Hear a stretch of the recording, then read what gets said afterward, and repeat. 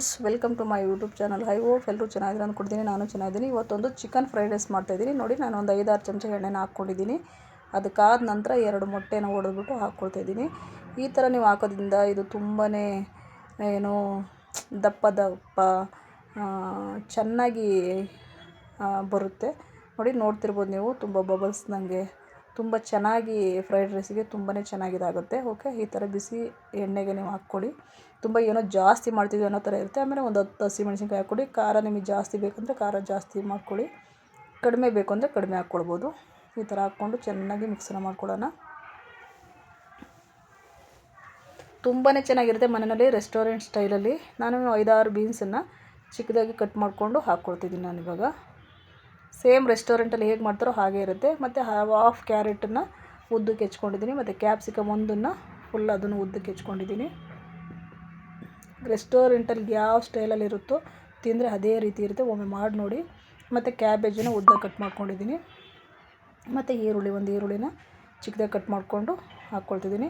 ಇದು ತುಂಬ ಬೇಯೋದು ಬೇಡ ಫ್ರೆಂಡ್ಸ್. ಓಕೆ, ಇದು ಕ್ರಂಚಿಯಾಗಿರಬೇಕು, ಸ್ವಲ್ಪ ಹಸಿ ಹಸಿ ಥರನೇ ಇರಬೇಕು. ಹಾಗಿದ್ರೇ ಇದಕ್ಕೊಂದು ಮಜಾ. ಮತ್ತು ಒಂದು ಸಾಲ್ಟ್ ಹಾಕ್ಕೊತಿದ್ದೀನಿ, ಪುಡಿ ಉಪ್ಪನ್ನ ಹಾಕ್ಕೊಳ್ತಿದ್ದೀನಿ ನಾನು, ಇದಕ್ಕೆಲ್ಲ ಹೊಂದ್ಕೊಳ್ಳೋ ಥರ.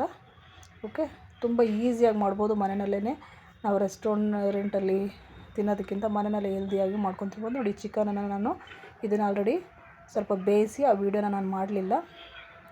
ಸ್ವಲ್ಪ ಅದಕ್ಕೆ ಉಪ್ಪು ಖಾರ ಎಲ್ಲ ಹಾಕ್ಬಿಟ್ಟು ಸ್ವಲ್ಪ ಬೇಯಿಸ್ಕೊಂಡು ಅದನ್ನು ಚಿಕ್ಕದಾಗಿ ಕಟ್ ಮಾಡಿಕೊಂಡು ಬೋನ್ಲೆಸ್ ಚಿಕನ್ನ ತೊಗೊಂಡು ಮಿಕ್ಸ್ ಮಾಡ್ತಾಯಿದ್ದೀನಿ ನಾನಿವಾಗ. ತುಂಬ ಚೆನ್ನಾಗಿ ಮಿಕ್ಸ್ ಮಾಡ್ಕೊಳ್ಳಿ, ಎಲ್ಲ ಚೆನ್ನಾಗಿ ಮಿಕ್ಸ್ ಆಗೋ ಥರ. ನಂತರ ನಾನು ಅನ್ನನ ಮಾಡಿಟ್ಕೊಂಡಿದ್ದೀನಿ ಆಲ್ರೆಡಿ, ಸೋನಾ ಮಸೂರಿ ಅಕ್ಕಿದು. ನೀವು ಕುಕ್ಕರಲ್ಲಿ ಮಾಡೋದ್ರು ಮಾಡ್ಬೋದು, ಇಲ್ಲ ಬಸ್ತ್ ಮಾಡ್ಕೊಳ್ಳೋದ್ರು ಮಾಡ್ಕೊಬೋದು. ನಾನು ಕುಕ್ಕರಲ್ಲೇ ಮಾಡಿದ್ದೀನಿ. 2 ವಿಸಲ್ನ ಬರ್ಸಿದ್ರೆ ಸಾಕು. ಇಲ್ಲ ತುಂಬ ನಿಮ್ಗೆ ಸ್ವಲ್ಪ ಉದುರಾಗಿ ತುಂಬಾ ಉದುರಾಗಿ ಬೇಕು ಅಂತಂದರೆ ನೀವು 1 ವಿಸಲ್ನ ಬರ್ಸ್ಕೊಬೋದು. ಬಟ್ ನಾನು 2 ವಿಸಲ್ ಬರ್ಸ್ಕೊಂಡಿದ್ದೀನಿ. ಇವಾಗ ಅನ್ನನ ಹಾಕ್ಕೊಂಡು ಮಿಕ್ಸ್ ಮಾಡ್ಕೊತಿದ್ದೀನಿ.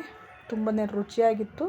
ಮನೆಯಲ್ಲಿ ಎಲ್ಲರೂ ಇಷ್ಟಪಟ್ಟರು. ಒಮ್ಮೆ ಖಂಡಿತ ಮಾಡಿ ನೋಡಿ, ತುಂಬಾ ಚೆನ್ನಾಗಿತ್ತು. ಸೇಮ್ ರೆಸ್ಟೋರೆಂಟಲ್ಲಿ ನಾವು ಯಾವ ಫೀಲಲ್ಲಿ ತಿಂತೀವೋ ಅದೇ ರೀತಿ ಇತ್ತು. ಒಮ್ಮೆ ಮನೆಯಲ್ಲೇ ಹೆಲ್ದಿಯಾಗಿ ಮಾಡ್ಕೊತೀನಿ. ಫಸ್ಟ್ ಟೈಮ್ ಯಾರಾದರೂ ನನ್ನ ಚಾನಲ್ನ ನೋಡ್ತಿದ್ರೆ ದಯವಿಟ್ಟು ಎಲ್ಲೂ ಸ್ಕಿಪ್ ಮಾಡಿದ್ರೇ ವೀಡಿಯೋನ ಕಂಟಿನ್ಯೂಸ್ ಆಗಿ ನೋಡಿ, ನಿಮಗೆ ಅರ್ಥ ಆಗುತ್ತೆ.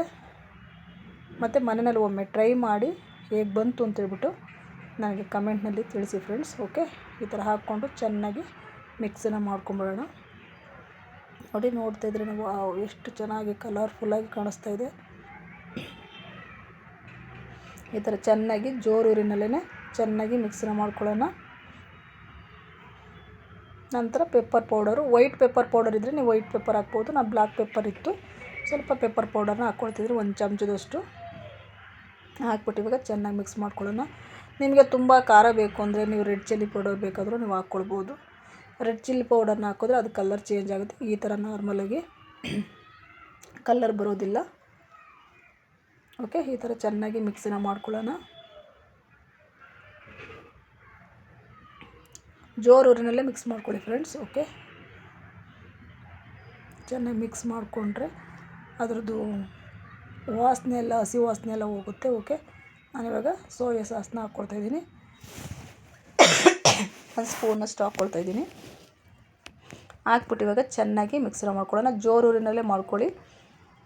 ಚಿಕನ್ ಆಲ್ರೆಡಿ ಬೆಂದಿರೋದ್ರಿಂದ ನಾವು ಬೇಯಿಸೋವಂಥ ಅವಶ್ಯಕತೆ ಇರೋದಿಲ್ಲ. ಓಕೆನಾ, ನಾನು ಅದನ್ನು ಒಂದು ಬಾಂಡಿನಲ್ಲಿ ಹಾಕ್ಕೊಂಡು ಉಪ್ಪು ಖಾರ ಎಲ್ಲ ಹಾಕ್ಬಿಟ್ಟು ನಾನು ಅದನ್ನು ಬೇಯಿಸ್ಕೊಂಡೆ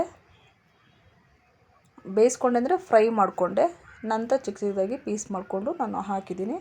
ನೋಡಿ, ತುಂಬ ಚೆನ್ನಾಗಿ ಕಾಣಿಸ್ತಾ ಇದೆ. ನಿಮ್ಗೆ ಈ ವಿಡಿಯೋ ಖಂಡಿತ ಇಷ್ಟ ಆಗುತ್ತೆ ಅಂದ್ಕೊಂತೀನಿ. ಲಾಸ್ಟಲ್ಲಿ ಈರುಳ್ಳಿ ಎಲೆ ಅಂತೀವಲ್ಲ, ಈರುಳ್ಳಿ ಕಾವು ಅಂತ ಹೇಳ್ತೀವಿ, ಈರುಳ್ಳಿ ಎಲೆ ಅಂತೀವಿ, ಅದನ್ನು ಲಾಸ್ಟಲ್ಲಿ ಹಾಕ್ಕೊಂಡ್ರೆ ತುಂಬಾ ಸೂಪರಾಗಿರುತ್ತೆ. ಕ್ರಂಚಿಯಾಗಿ ಸಖತ್ತಾಗಿರುತ್ತೆ. ಅಂದರೆ ಮನೆಯಲ್ಲಿ ತುಂಬಾ ಚೆನ್ನಾಗಿತ್ತು. ಎಲ್ಲರೂ ತಿಂದು ತುಂಬ ಚೆನ್ನಾಗಿದೆ ಅಂತ ಹೇಳಿದ್ರು. ಒಮ್ಮೆ ಖಂಡಿತ ಈ ರೀತಿ ಮಾಡಿ ನೋಡಿ, ನಿಮಗೆ ತುಂಬ ಇಷ್ಟ ಆಗುತ್ತೆ. ಕಮೆಂಟಲ್ಲಿ ಖಂಡಿತ ಮರಿಬೇಡಿ ಕಮೆಂಟ್ ಮಾಡೋದನ್ನು. ಹೇಗೆ ಬಂತು ಅಂತೇಳ್ಬಿಟ್ಟು ನನಗೆ ಕಮೆಂಟ್ ಮಾಡಿ.